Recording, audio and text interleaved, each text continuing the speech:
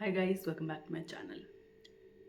To sit in the discomfort of your current self, no matter where you are in life, you are going to not only let go of the past version that you have been for all of this while in your life, but also, and I would argue more importantly, forgive yourself. The past self. And it's a rhetoric we hear. It seems like cliche advice. I'm referring my rough script that I've written. I was thinking about this. Uh, we usually hear that the person that you could have been, the potential that has not been reached or fulfilled, has to be let go in the pursuit of the future or the vision that you will be. Because rarely are those two things ever going to match. Life isn't, because life isn't linear. You can take the most successful person in whatever field you think is the most successful person, and they will tell you that in one step they thought that this is what they will look in the future, or this is what they will look like, the successful person, and this is what they are meant to be and all. But because life isn't linear, things don't happen the way we want to. So many confounding factors are there.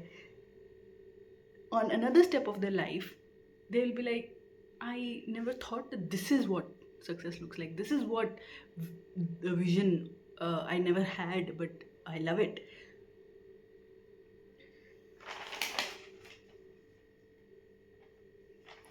At one step, and that works for all of us, which is that at one step you're like, I'll be this, but another step you're like, oh, I am that, and I like it.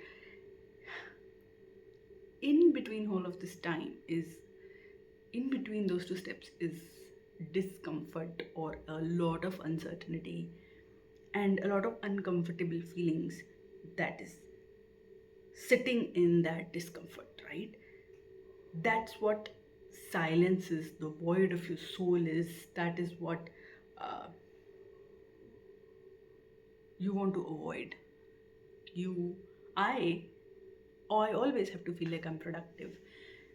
The to-do lists that I have every day, I have to, like, mental checklists are not enough for me. I have to physically write them down on a piece of paper and I have to tick them off, right?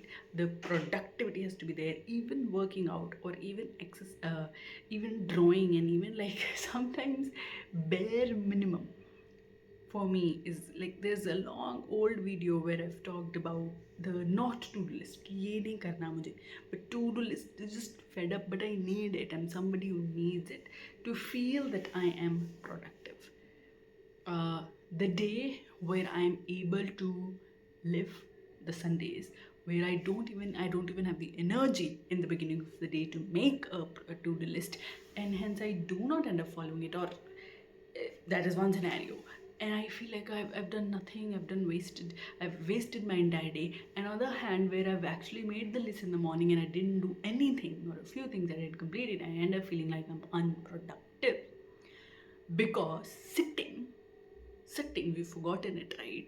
Sitting in that discomfort is sort of difficult, right? You're like, I don't want to be bored, but boredom is actually good for your brain. It is like how you say, I don't want to write at something, but science shows, research shows that writing with your hand is how you will be actually able to engage with different parts of your brain. That's a whole, different thing that I really am interested in. But this is the void, the silence is where art comes in. Art. Art that helps you escape uncertainty and not wallow in self pity too long is nice art.